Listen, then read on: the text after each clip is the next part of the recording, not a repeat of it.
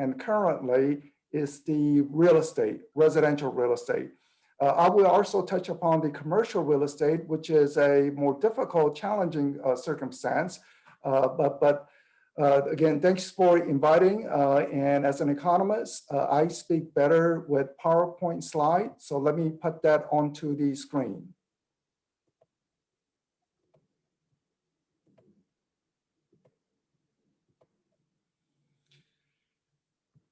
Okay, so let me first start from the job market over the past 20 years.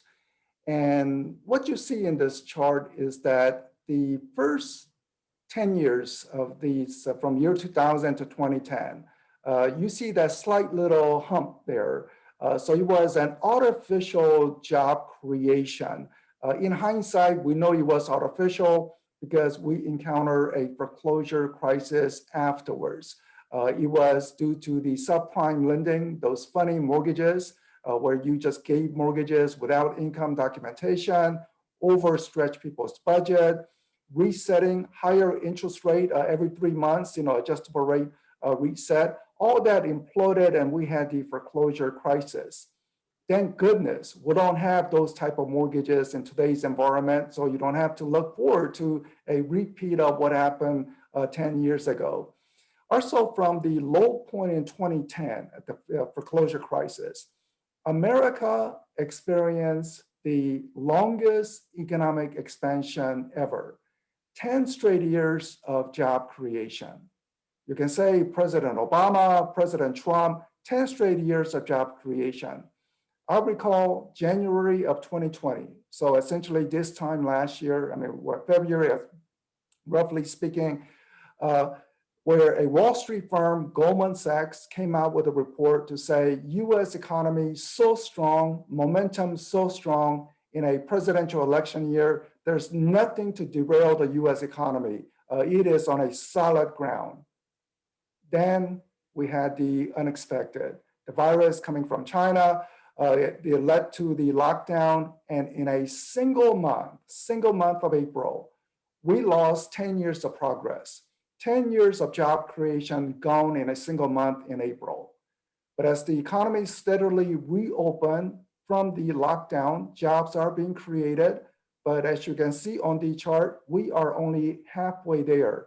We need another 10 million jobs to get us back to the prior peak level. Let's look towards the greater St. Louis metro market, which covers the counties in the Missouri side as well as the Illinois side.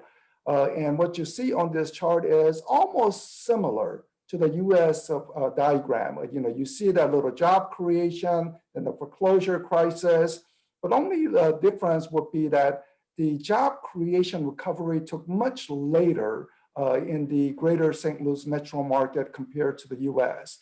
And then you had the lockdown, job losses, now trying to come back up to the prior peak level. And when I say the greater St. Louis metro area, this would be the map. So you see the counties in the Missouri side, as well as the Illinois side, where the O'Fallon is located. If we look at all 50 states, sort of interesting comparison.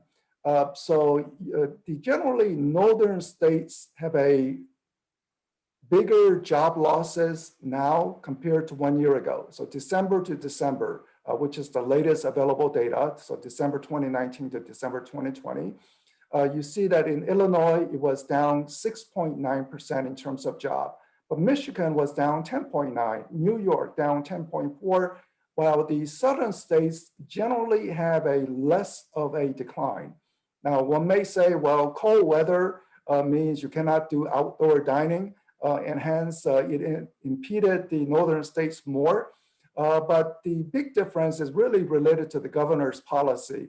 In the states where the governors were much more restrictive and with a bigger lockdown, the sun is sort of coming into my eye as it's turning. So let me try to change my position just a little.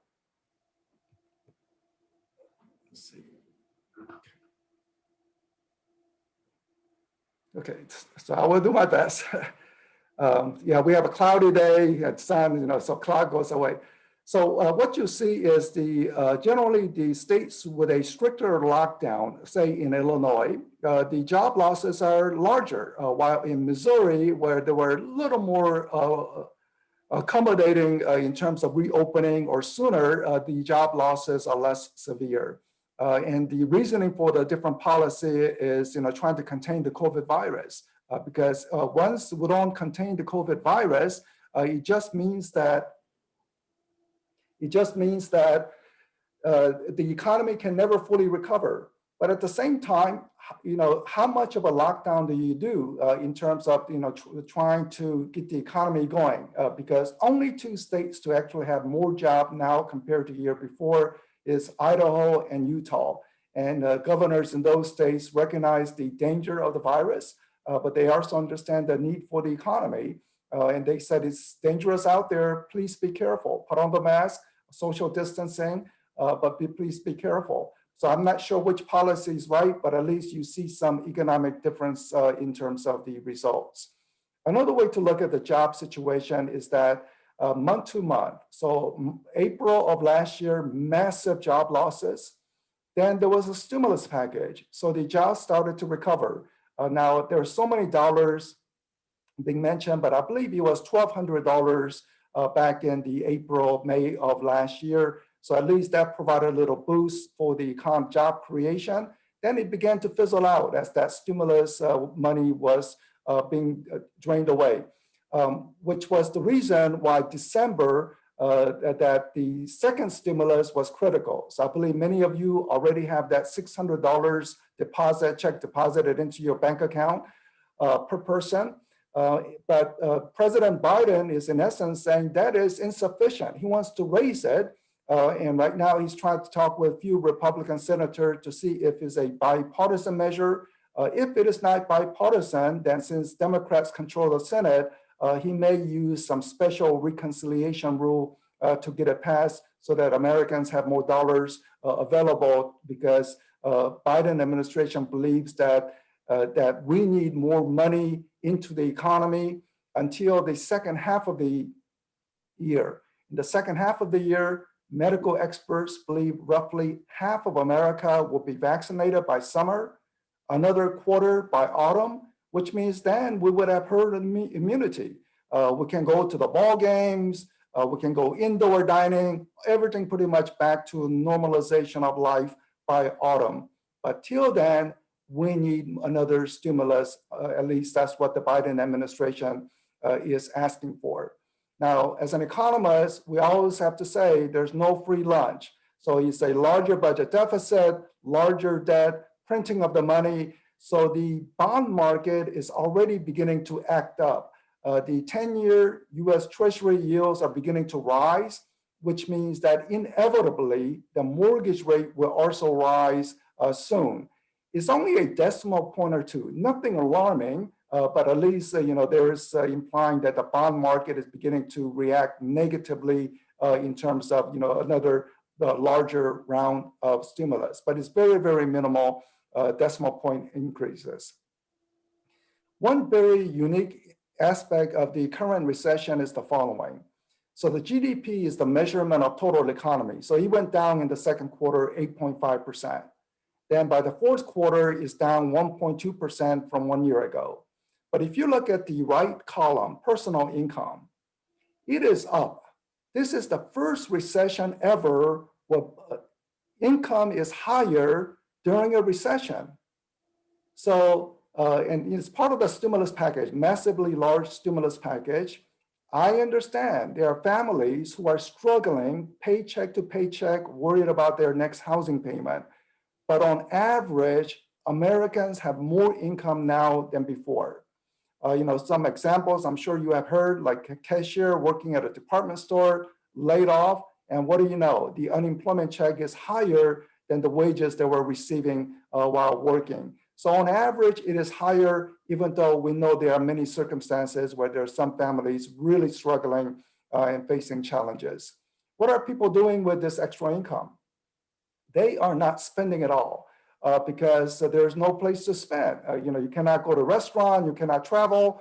So the savings rates are elevated, which hints at Once the vaccine is widely distributed and the life becomes back to normal, all this savings could go back into the economy and greatly push the economy to the higher gear, faster growth. So things are really looking bright, say, in the second half of the year. It's only in the first half where there is some worry, but that worry we are trying to mitigate through that second stimulus or third stimulus part to get us by until the summer months. Meantime, the existing home sales are doing great. So it went down during the lockdown, but once the economy reopened, there was a strong interest to buy a home. Maybe people felt that, well, they want to have a little more isolation during the pandemic because pandemic can spread. People don't know the danger of it. I'm going to close the curtain 1 second.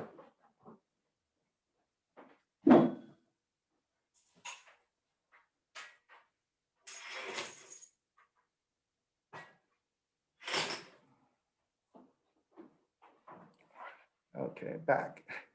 Thank you for your patience. So once the economy reopened, there was a surge of buyers. Maybe people were seeking safety in single family home, more isolated location, small towns. So sales are really surging, made a dramatic U-turn and then some, even above 1 year ago conditions. And if you look at, let me go back to this chart. If you look at the other arrow, not the U-turn, but the other red arrow, you see that slow downward drift. It's nothing major, but nonetheless, it's drifting downward back in 2018. So home sales were falling in 2018. And if you ask the builders will also say new home sales were falling back in 2018. So what was happening in 2018 to make the sales decline somewhat? Wasn't it part of the 10 straight years of great economy? And answer is yes, jobs were being created, unemployment rate was falling, but something else was happening in 2018. Mortgage rate ticked up from 4% at the beginning of the year to 5% by year end to show how sensitive the housing sector is to changes in mortgage rates. Why are the sales surging today? Because we hit a record low mortgage rate in December at 2.7%. January, I think it's something close to 2.7%. But I believe this low interest rate is absolute low. Maybe next month, in March, April, it can maybe 2.8%, and by summer, 2.9%. So we probably passed the absolute low point. I make that inference based on the 10-year Treasury yield beginning to rise. But it's nothing alarming. Even if the mortgage rates were 3%, many of you will say, yeah, that's our very, very attractive mortgage rates, nothing to panic over. And with the strong buying demand is pushing up prices. The median price, which is the orange line, is up 13% from 1 year ago. But it's being skewed partly due to the fact that people are buying larger size home and tends to be more expensive. So it's skewing the price data a little upwards. There's something called Case-Shiller Repeat Price Index, which is reflected in the blue line. So that is rising 9.5%. That tried to control for constant quality. So essentially same type of home, if it was to be sold 1 year later, what is it doing? So it's rising 9.5%. But irrespective of how you view it, this means that for a typical homeowner, say near the St. Louis area, they're looking at about $15,000 gain in their housing equity just by being a homeowner. Homeowner, prices rise, you are gaining equity. So this has been a very good news for homeowners.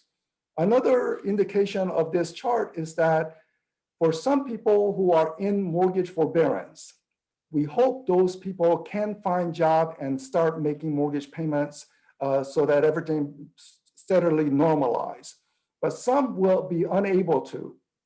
So does that mean we're gonna face foreclosure crisis? And answer is no, because first, we don't have those subprime mortgages, but the people who cannot make mortgage payments out of the mortgage forbearance period is that their home prices have risen so much, they can simply do a normal home sale. They don't have to go through a foreclosure. They just do a normal home sales and they will be out of the hook. But let's hope that job creation strengthens so that they can catch up on those mortgage payments.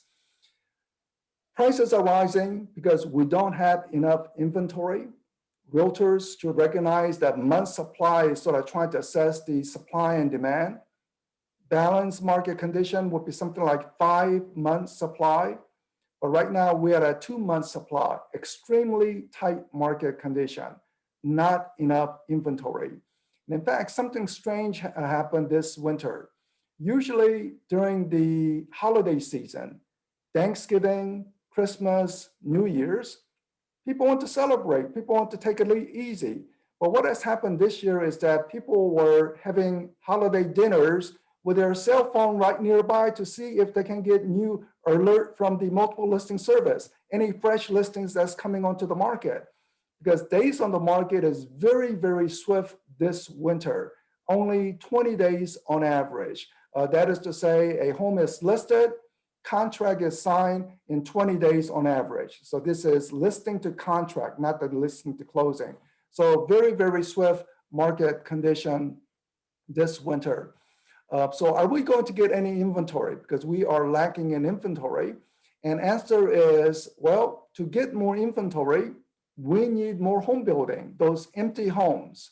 When people buy newly constructed home, some are first-time buyers, but many are trade-up buyers. And when people trade up to the new homes, they're releasing their existing home into the MLS so the realtors can conduct business. So what are the builders doing? After 13 years of underproduction, finally, builders are going above their historical average. And this trend will continue. But building a home takes 3 months, 6 months, takes some time. So all these homes will not really show up until, say, spring, summer months, but that's when the buying demand will be strong. So let's hope that building activity at least provide adequate supply during this tight market condition. And the builders currently are responding with single family home construction, because whatever the builders build on single family, they can find a buyer. So this is where the breakout is going higher. Related to apartments, it's essentially flat. I know that apartment vacancy rate have been at historically low level before the pandemic. Then during the pandemic, people panicked, people lost jobs, so they moved in with their parents, maybe went straight to the basement of their parents' home. But as the jobs recover, the demand for apartment will also begin to increase. We had a housing shortage, rental shortage before the pandemic, but as the jobs steadily return, some of the weakness in the apartment market will begin to disappear, because I'm less concerned about the multifamily sector. I'm concerned about the retail, hotel, and office sector, but less concerned on the multifamily, because I think job creation will lead to demand for apartment and rental housing. Builders did face some constraints on material costs, specifically lumber prices essentially doubling at one point because of the wildfires out in the western states. So prices are beginning to moderate, which is good news, but it could go down even more if Americans can use more Canadian lumber. President Trump placed tariffs on those Canadian lumber, and then President Biden came in just this week to mention that he'd like to pursue Buy American campaign. And those are all good. I mean, we want to help out our fellow citizens, but at some point, if we can bring Canadian lumbers into the country, that means more homes can be built in Southwest Illinois. That means more job creation in Southwest Illinois. So we have to balance about, what is the right amount of import so that jobs get created here in the US, because lower lumber prices means more home building in St. Louis area and more home sales in the greater St. Louis area, including Southwest Illinois. Let me now focus on the commercial real estate and possibly the new economy of work from home, even after the vaccine. Twitter. I know it's very controversial about free speech, but not related to that, but their employees. Twitter has announced to their employees, you can work from home forever. And if that's the case, why do they need to be in San Francisco or for that small housing unit paying $1 million? If they can go to the Midwest, have a mansion. So if people can work from home, it's providing a lot of changes about their residential choices. For most companies, I don't think they will go extreme like Twitter. I think it will be some type of hybrid. Office workers have demonstrated they can work productively from home. So it's very doubtful, even with vaccine, for CEOs to say, okay, everything back to normal, come to office 5 days a week. I don't think that will happen. I think it will be more like come to office 2 days a week when we have a lot of meetings, other 3 days you can work from home. And if that is the case, then you will begin to see that people will want to live further away from downtown centers. Maybe they're seeking affordability, certainly something Southwest Illinois is offering. And maybe they are seeking larger lot size, larger size home.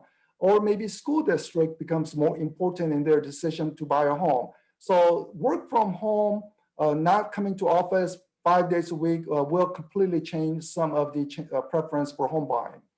So the office leasing activity, I mean, we are already seeing a big decline. I mean, part of it is some companies are in bad situations, so they're exiting office, but also job creating companies are not seeking new offices because they're saying, well, currently they're working from home. But even after the vaccine, they will wonder, do we need more office space or not? What would be the new arrangement? So this has been quite difficult for realtors who practice in the commercial real estate leasing. Very tough proposition, but it could be part of a new economy. Also interesting is that warehouses is one sector that is doing well because of all this online shopping. You know, Amazon click and deliver within the day or two. So warehouse demand construction is still rising. But office construction is down only minimally, which means I think the vacancy rates on office will remain elevated for some time, high vacancy rates in office. Medical hospital construction, interestingly, is still down, even though we have this pandemic, but you can see the big declines. The hotel lodging construction down 25%, dining, drinking places, essentially bar and restaurants down 34% in terms of new construction. And shopping mall, people are not building shopping malls. Shopping mall down. If you have some emptying out of shopping mall, one has to think about repurposing. Do you make it into part fitness center, part maybe some extension of some after school program, or even medical health clinics? Or one possibility is put it as an armory. Not in terms of gun. I mean, you can have the armory for the guns, but healthcare armory, just in case there is another pandemic in the future years, to say you have all the machines ready to produce ventilators, produce masks, or even extra bed available. So maybe we could have a healthcare armory in some of those emptying out spaces in the shopping centers. And this is another illustration of which sector is hurting more in the commercial. So this is based on REIT. So this is the stock market that covers commercial real estate. Any REIT that covers data centers, they're doing well. They're getting positive return. Self-storage, positive return. I think this is, again, some of the young adults moving in with their parents. Maybe they have too much stuff, or they're moving from one city to the next, so temporarily they're just using self-storage. Industrials, the warehouse doing well. But the big decline is REITs that cover office, retail, lodging. So you see little bifurcation in the commercial real estate. And we took a survey of realtor members about their clients' choice of buying a home. Where are they looking to buy a home? And the big answer is suburbs, or the rural area, or small towns. This is all Southwest Illinois. I mean, if you're in Southwest Illinois, you should be smiling. Oh, this is what the consumers are preferring. And away from city centers. City centers should be about 25% or 30%, but you see the big decline in the city centers. I mean, people are exiting Manhattan. I mean, they're exiting Manhattan, San Francisco, people are exiting. I am in Washington, D.C. I mean, for some reason, we're not really seeing that here in Washington. Home prices near the D.C. downtown are still holding on. But if you look at the very last one, resort recreation, that should be less than 10%, but now beginning to pop out at 13%. Let me actually show you another interesting chart. This is the sales growth from 1 year ago. How is the home sales doing? And we are finding that home sales growth is stronger in vacation counties. So counties, say near the Ozarks, the Atlantic Beach towns, the Smoky Mountain, Appalachian Mountain region, or the cabins out in the Minnesota, Wisconsin, Michigan. So it's rising strongly. Why? Well, work from home can also mean work from vacation home. How would you know whether I am at home or at vacation home? Or why should the boss care? So I think people are now recognizing, even if they buy a second vacation home, they can utilize more frequently if it's more flexible schedule about work from home and not go to office every single day. So let me end there with a forecast.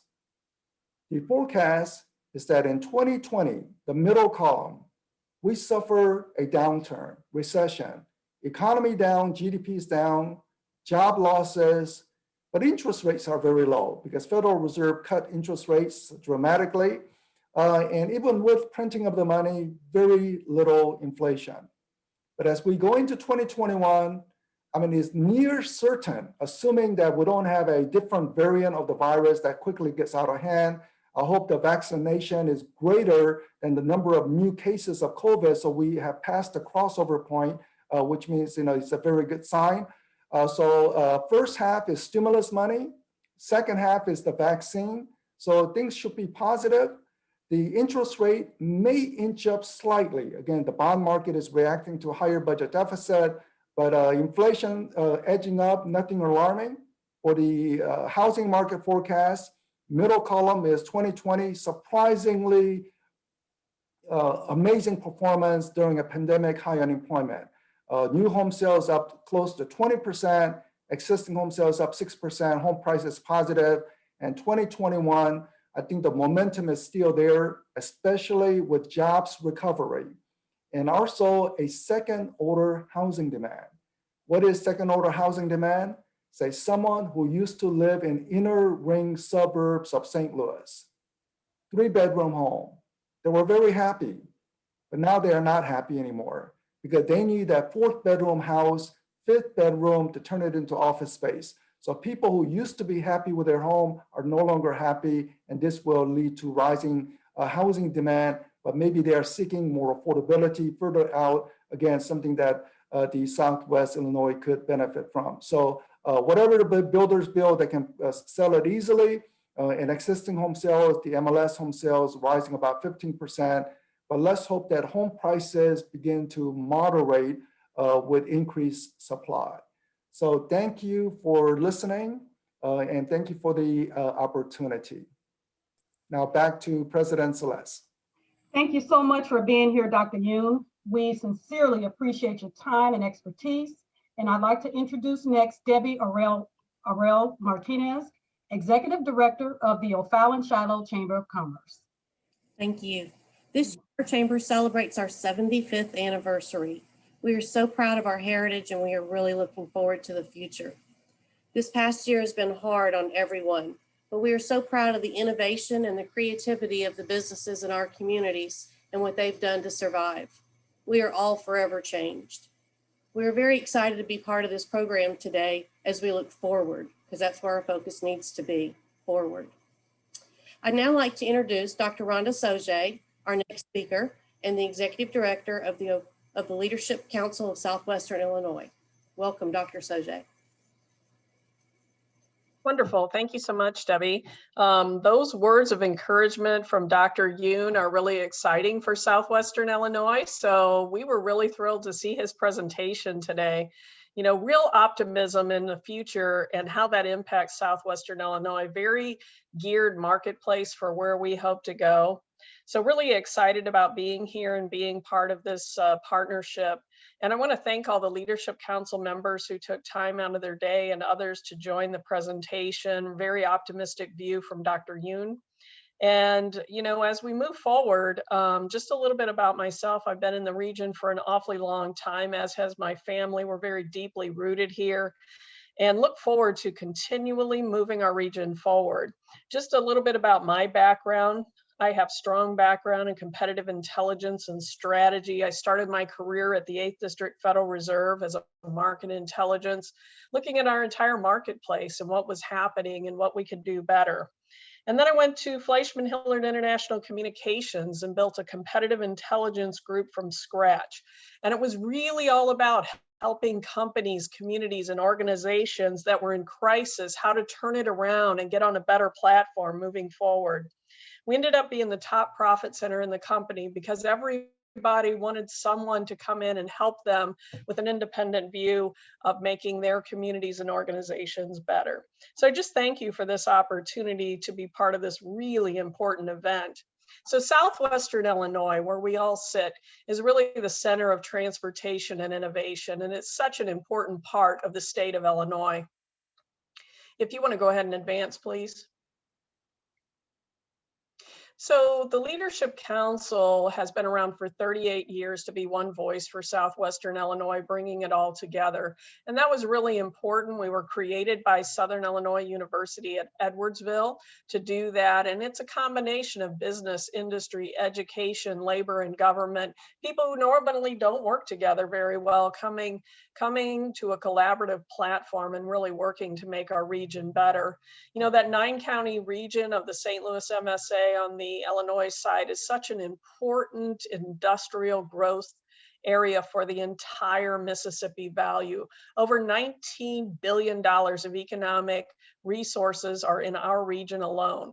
So the Leadership Council has 10 committees, from military, working on lots of important things, from levies to transportation, many other areas, manufacturing, steering, and education that we're going to talk about today. And it's really about working with everybody across the board, regardless of your political affiliation. So we're comprised of over 250 senior level executive members at our board of directors, and that's really important. So our mission is to unite our region for growth, and that's been the mission for our organization the entire time, and we continue to grow that heavily. If you could go ahead and advance. So as you can imagine, all of those different committees we just talked about creates a healthy business ecostructure for Southwestern Illinois as we continue to see our region grow. And that's a really important part. It doesn't get there by itself. It takes a long time and it takes concentrated effort. And we're really proud of where we have come and where we plan to go. And Dr. Yoon's presentation today only gives us even more opportunities to continue to advance. Please move forward. And one of those big areas that we've been working on heavily is an economic development refresh. And this was so critically important. Prior to the pandemic, we had some significant interest in our region. We not only were visited by Ron Starner, who was the executive vice president and editor of Site Selection magazine, one of the world's greatest authorities in industrial development, who had no idea where we were or even that we even existed. And so that led to a lot of opportunities to work with the Japanese and many others to highlight our region. And that was pretty exciting. And one of the things that was really clear to us is that we needed to get a more action-oriented group of experts in the field of economic development to really drive that initiative forward. And so we have done just that. So Steve Zuber, and many of you know him, he is a principal at Barber Murphy Group and a prime representative in the SOAR organization, is now chairing our economic development initiatives, along with Eric Whitfield, who belongs to the economic development newly formed team at Ameren, Illinois. Ameren, Illinois has taken a deep position on the economic development activities in central and southwestern and southern Illinois by creating a very large team of 16 experts in the field to help us drive our initiatives, and certainly throughout the state. So that's really exciting. So what are we doing? Well, some of the things that we've started is bringing people together for business retention and expansion activities. So we'll be doing best practices, presentations, and many other things to help our communities. There's over 60 people participating in that. Many business attraction activities that we will be working with the team, not only at our local team with Ameren, Illinois, and Steve Zuber's team, but also DCEO and Intersect Illinois, to get the word out about all the great resources and just the amazing capabilities that we have here in Southwestern Illinois. And then also looking at that foreign direct investment piece in a heavier way. As people are thinking about expanding and then reshoring some of the manufacturing, Southwestern Illinois makes the perfect place for that, and we'll talk about that in a minute. One of the other key things that we're also doing is developing outreach to some of our highest potential industry segments. And so those efforts have been underway, and we continue to drive those. And so these are high growth segments in the state of Illinois because of our infrastructure and assets that we have here for transportation, logistics, many other things. And we're developing a quick start program with SIUE's Small Business Development Center to help companies who are entrepreneurial firms that have won the Metro East Startup Challenge for further growth and stabilization in our region by partnering with some of our senior executives at the Leadership Council.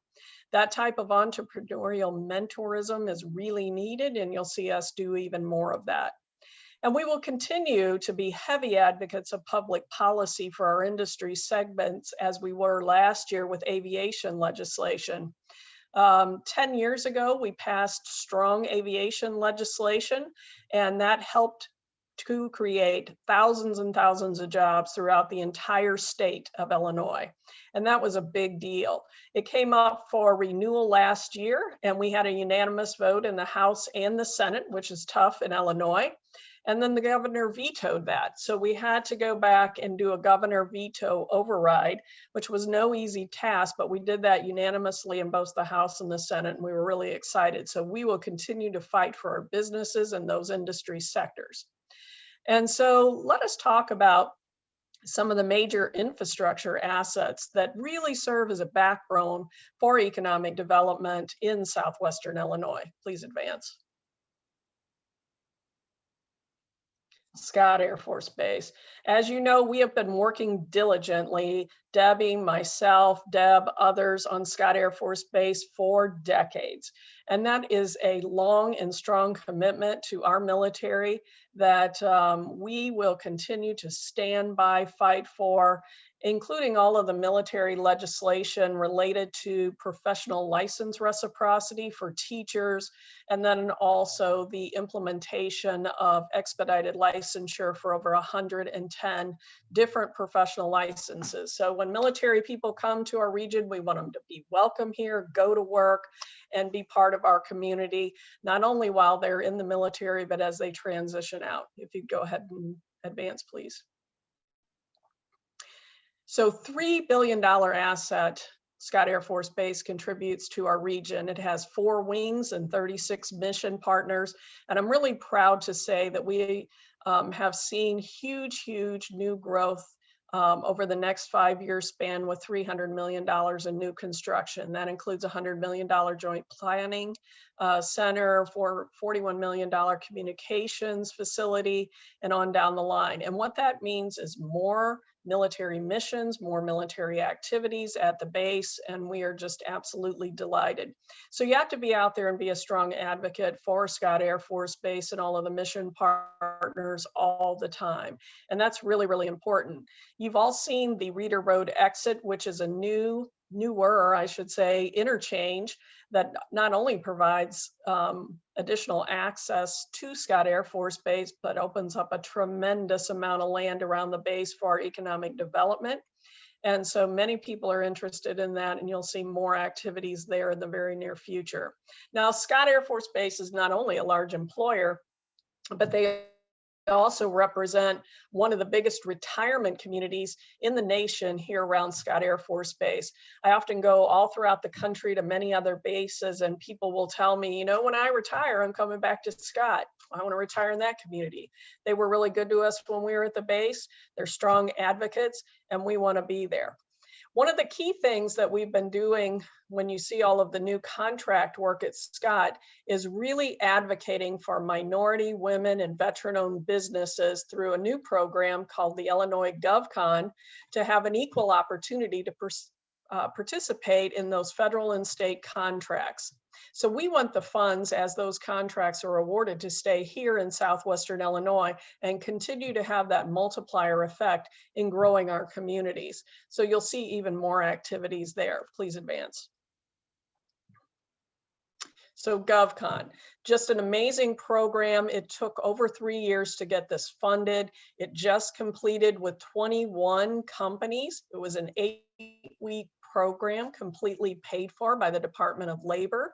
And so it really provided those women, minority, and veteran-owned businesses with the backbone that they needed to be in the game with federal and state and municipal contracting. So we couldn't be more proud of it.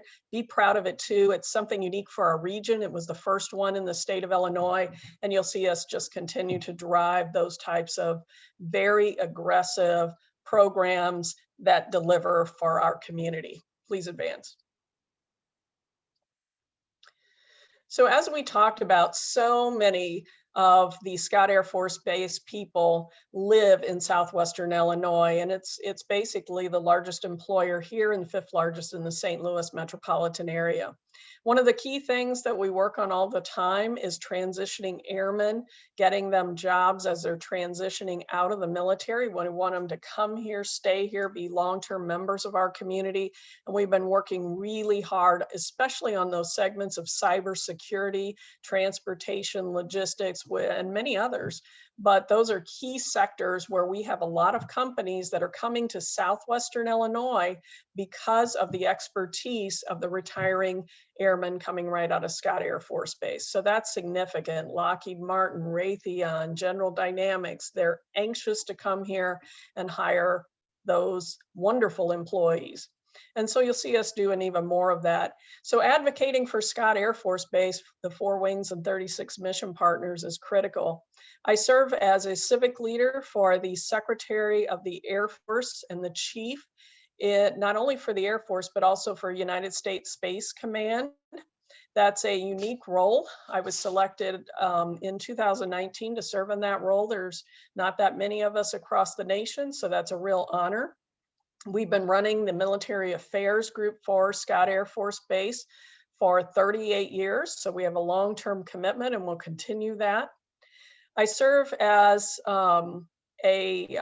advisor on the Lieutenant Governor's Military Economic Development Committee for all bases throughout the state of Illinois and lead the Quality of Life Subcommittee for bases in the state as well. So as you can see, deep commitment, deep advocating for Scott, and you'll see that continue. Please advance. Building workforce. As we've been going out to many of our businesses in Southwestern Illinois, the number one thing that companies told us, this was over 6 years ago, is bring me workforce. If you could bring me good welders and people, I could expand my business. So we started a program called Building Workforce 2030 that's continued to expand. Right now, we speak to over 45,000 people in the area on workforce initiatives, and we visit all of our schools if you want to go ahead and advance. So some of the things that have come out of this program are just just amazing. So in visiting so many schools, we've developed significant relationships. The pictures that you see on the screen, the top pictures at Granite City High School, one of our very first engagements with this new program about 6 years ago. And we spoke to about 1,600 parents and students that night about STEM, vocational trades, and many other career fields. And they were absolutely delighted. They were not only delighted that we were talking to the students, but many of those parents came up afterwards and said, how can we work with you to get jobs for family members ourselves? And so our program continued to expand in a very significant way. The center picture that you see, that person that's reading to those kids, his name is Steve Faust. He works at Icon Mechanical. So getting out in the community, having active engagement is what we're all about, where the rubber meets the road and actually being there. So as the pandemic hit, we had a lot of educators reaching out to us saying, you know, we don't want this program to stop. As we've been doing e-learning, can you develop a virtual library of videos and other activities for our kids? And so we did just that, and we've been working on that ever since. And this video library will not only serve as a resource for our educators while they're e-learning, but also while they're in class, so they can pull up these videos for their classes anytime they would like. If you go ahead and advance. That's one of those things where when an educator asks you to develop resources, you pivot and you make it happen, whatever it takes. And so as we look at after the pandemic, the post-pandemic, we hope to go back to tours of companies, apprenticeship schools. Last year, we had over 400 kids from 13 high schools and 11 trades unions that went and visited apprenticeship schools in a 2-day tour. It was fabulous. We want to continue that. Classroom speakers, hands-on demonstration, lots of trades and conferences for the kids all over our region. And this is where real kids are seeing what those trades are and said, I want to be in cybersecurity. I want to be an electrician. And we do everything we can to help them to get into those career trades. What that does is bring great employees to people and companies that we have here now. And it also attracts new companies for our regional investment in the future. If you go ahead and advance. A big initiative that we started in our education group was the joining the Illinois Connected Communities cohort. In the education group, as the pandemic started, many of the educators said, you know, we are going into this pandemic, we need resources, we can't connect, people are having very difficult time working from home, our kids can't, you know, connect into the internet because there was so much demand. And so in connecting with the Illinois Office of Broadband, they suggested that we look to this Illinois Connected Communities program, and we were selected as one of 12 communities statewide to really build awareness, advocate, identify regional issues, do a strategic plan, and develop key priorities that we are driving to fundable solutions. And so right now we're in the middle of a survey process that we'd all love for you to participate in, to let us know what your internet challenges are so that we can make sure that we're addressing the needs of our region. Please advance. Part of this initiative consisted of bringing a group in that was in many other cities called PCs for People. And what this is an organization, and it's a non-for-profit, that takes gently used computers, refurbishes them, and sends them right back out to underserved students, veterans, and elderly population.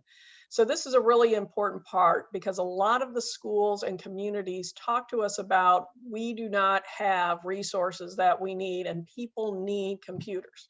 So this group not only is working with us, but they've developed a warehouse system for the Midwest in Belleville to do the refurbishment and then also training for people to know how to be more digital literate in terms of using their computers. Big initiative, and we look forward to working with many of you on it. We're proud that they're here. I'm glad that they selected the region. We told them about all the great things that are here, and they said, we want to come to your region. So we're really thrilled about that. If you have any questions, let us know. We would love to connect you with them. Please advance.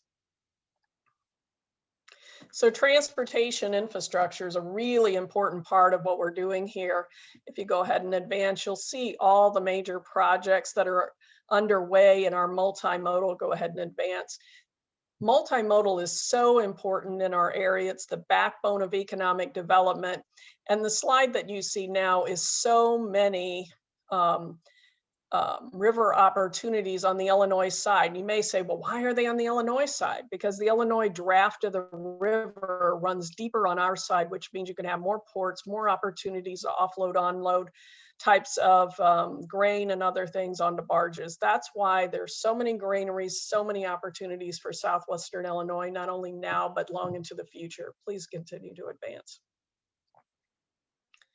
So in terms project wins, out of the 2.4 billion in Illinois rebuild, 438 of those projects were on our list as key priorities, including I-255, which you drive on that today. It's significantly different than it was several months ago. So we're excited about putting real resources and getting fundable solutions. If you want to go ahead and advance. You'll see that continue through much of the progress with maintenance and other things that we need for our industrial parks and I-270 corridor for the warehouse distribution. The more opportunities to advance that, the more distribution warehouse facilities you will see. Just in the Gateway Commerce Center alone, which was recognized by Cushman Wakefield as a national asset in the warehouse distribution supply chain, over 10,000 jobs have been created, and you see many new buildings being built. You can hardly put a shovel in the ground there building a spec building that building isn't committed for long-term use by a company. Please advance. And so part of our big initiative was our levies. And I'm proud to tell you that we're waiting on the final letter of certification from FEMA for this project for the 100-year level of certification, which protects all the American Bottoms area. So this has been a big project for the Metro East. We've all worked very hard throughout our communities and really proud to tell you we did it. So you'll be seeing us do some big celebrations in the very near future, because this is going to help us with our continued economic development in the American Bottoms area. Please advance. So economic power zones, advanced, light manufacturing, green energy, agriculture, food, warehouse distribution, supply chain, and then of course, cybersecurity and defense contractors. We have a phenomenal foundation for growth. And I was very encouraged by Dr. Yoon, because many of the things that he talked about with Southwestern Illinois, in addition to the economic power zones and the growth that we've seen, just means fantastic opportunities for us moving forward. Please advance. So our economic business ecostructure and all the committees that are working on that, you will see even more foundational activities and growth in our region. And we're just thrilled to bring that information to you. If you want to go ahead and advance. Wonderful. Well, that concludes my presentation. If you'd like any more information, definitely go to our website. But I wanted to take this opportunity now to introduce the next speaker. And he's the last speaker of the day. And his name is Jason Hall. He's the CEO of a newly created Greater St. Louis, Inc. Prior to this role, Jason was the CEO and co-founder of Arch to Park. He was also previously served as a vice president of entrepreneurship and innovation and general counsel with the St. Louis Regional Chamber, director of Missouri Department of Economic Development, and executive director of the Missouri Technology Corporation. So let us all welcome Jason, and Jason has many great things to tell us. Welcome, Jason.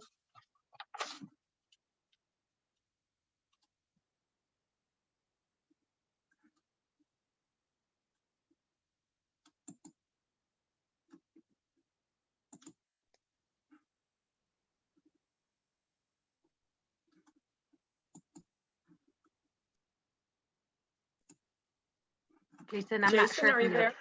We can't hear you, Jason.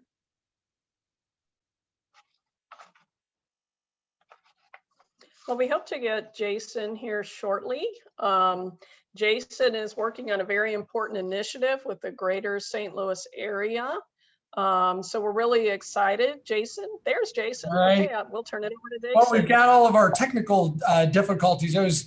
Well, thank you, Rhonda, and it's great to be here. And this convening has a special importance to me as a native of Southwestern Illinois, Granite City by birth, and all my family still lives in Madison County in various parts. It was great to see my high school, my alma mater, showing up, Rhonda, in the presentation. So that was terrific to see, and great to be with everyone to share some exciting news, I think, about where our bi-state metropolitan region is headed and how we're organizing for success to bring more growth and opportunity for all to this region. As we all know, every neighborhood, every city, every county, every part of this bi-state metropolitan region has special assets and something to offer. But on the global stage, we compete as one, and we will rise or fall as one bi-state metropolitan region. And we show up as Greater St. Louis on that global stage. And that name represents a new way in which we're coming together as a bi-state metro to win the future. I show here this incredible slide. It seems like 100 years ago at this point, but I think is really a strong visual of what our great region can do when we come together and focus on the future. This photo was taken after that incredible run from last place to first place as the St. Louis Blues to win the Stanley Cup. And when we came together to celebrate that unthinkable victory that shined a light on our region, really globally, we gathered under that unifying symbol of our region, the arch. And it's a reminder of what grit, determination, and hard work can do. We have a lot of momentum throughout our metropolitan region right now, off of which to grow. Our center city of the region, the area between the Gateway Arch and Forest Park, the greater downtown to us all, over $8 billion of reinvestment. And that is an incredible level of investment historically for our region. We know with the expansion, we talked a lot about multimodal logistics and what the Gateway Commerce Center has had, worldwide technologies, global integration center in Madison County, big investments. We're working actively as a metro to recruit new business to our region, and we just did so successfully last year in even a challenging environment. 1,400 new high-tech, high-paying jobs in a highly competitive competition in this country, and they chose our metro with Accenture Federal Services now calling St. Louis home. We're doing the hard work. We know the dividing lines that we've sometimes faced in our region, including the Delmar divide, a spatial segregation, and we're coming together in bold new ways to invest and bridge those divides. New nonstop flights we've seen with Mid-America, some exciting news, adding new nonstop service as airline and transit infrastructure continues to grow from this region, and committing to being a great place for advanced industries like ag tech and companies like Benson Hill, which I can remember just a few years ago relocated from North Carolina and chose our metro because of our commitment to be a leader in plant science and the next generation of agricultural technologies, now growing, just built a new headquarters and growing to 300 new employees. Throughout our metropolitan region as well, we're being revitalized by entrepreneurs and startups, which I love. There is something special about homegrown businesses. And just over the last couple of years, some of the headlines we're putting up, St. Louis was #1. And when I say St. Louis, I'm talking about our bi-state region, #1 in the country for women-led startups. That is incredible. Not San Francisco, not Boston, but St. Louis. The Wall Street Journal calling us that fast-growing tech hub. Forbes, one of the top 10 rising cities for startups. And we know we're coming together as a metro, one of those incredible women-led startups, the first majority female-founded soccer franchise in this country, and one of the first in all of professional sports with St. Louis City. And here are women from the Taylor family, founders of Enterprise Holdings, Enterprise Rent-A-Car, representing that commitment to invest in our region's future and being one of the newest MLS franchises. But we know for that momentum, which is demonstrable over the last couple of years, our metro is underperforming. We are not reaching our full potential, so we need to organize better, we need to compete more collaboratively, and we need to focus on the future. We were flat, as Dr. Yoon mentioned, coming out of the recession. The red line represents our bi-state metro economy, which was largely flat. But in 2016, you started to see a strong uptick moving in the way of the national average, but we're not reaching our full potential and we're not growing as fast as some of our peer metros, the Denvers, Kansas City, Baltimore, Nashville, Indianapolis. We have got the assets, but we have to unlock their value. And we know that the only way to do that is coming together as one and shaping a vision for where we go as a metro. Published just last month in Entrepreneur Magazine, one of the leading business publications in this country, our metro is hailed as the #1 in the country for the future of American innovation. And it was talking about the rise of geographic inequality in this country, where a lot of the tech jobs over the last decade were created on the East and West Coast.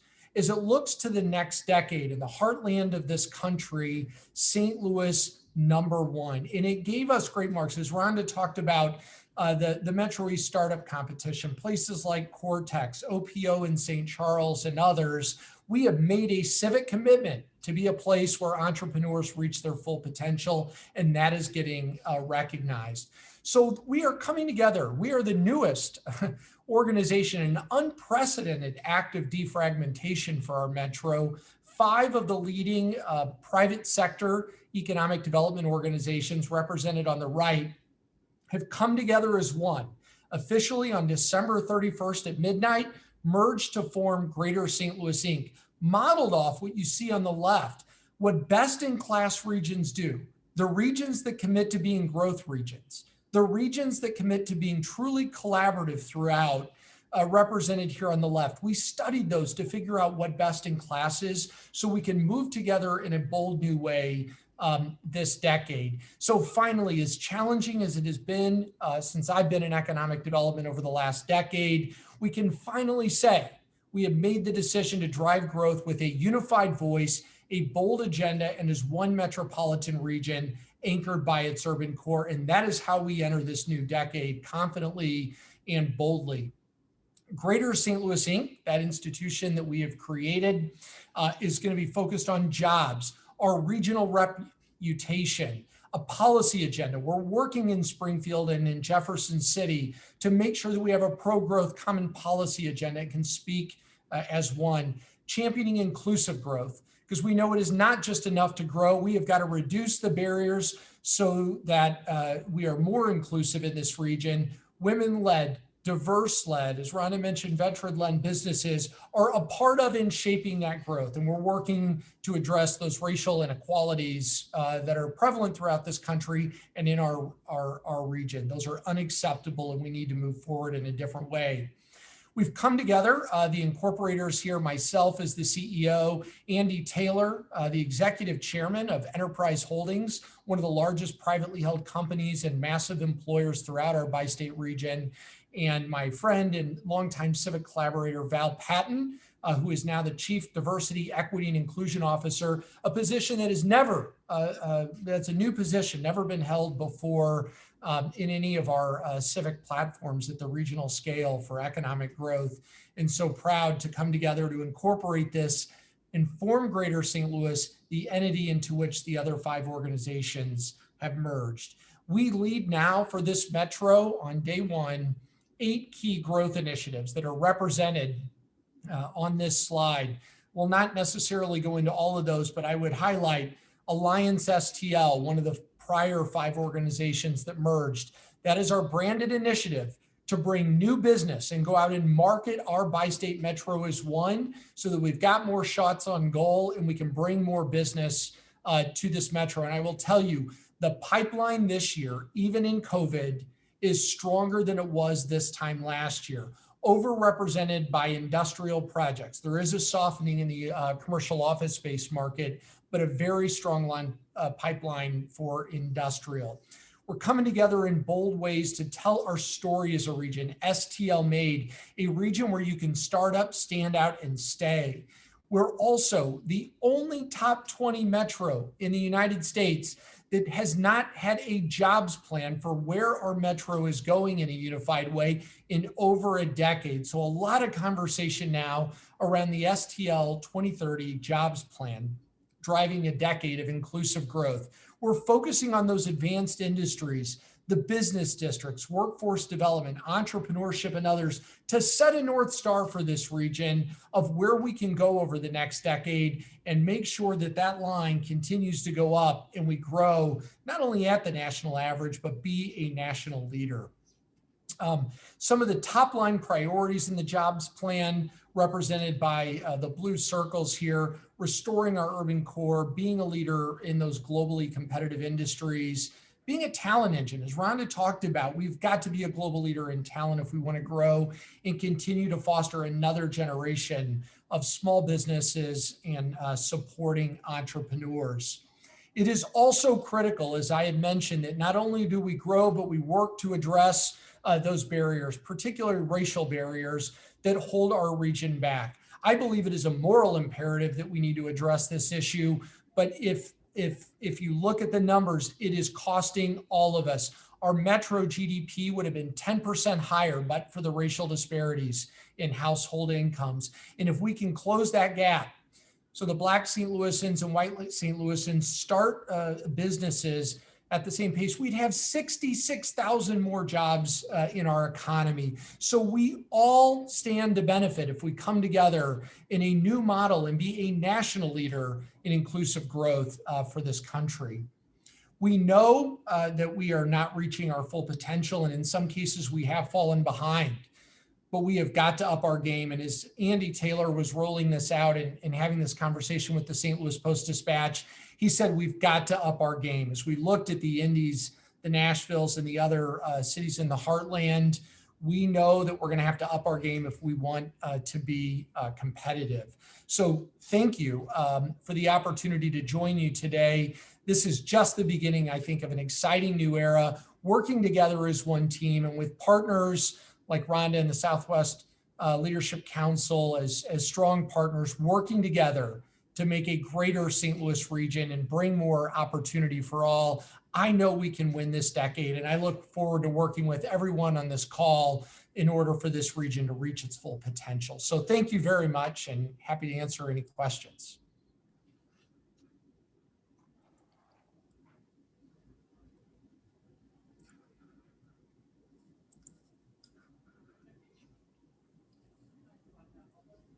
Thank you, Jason.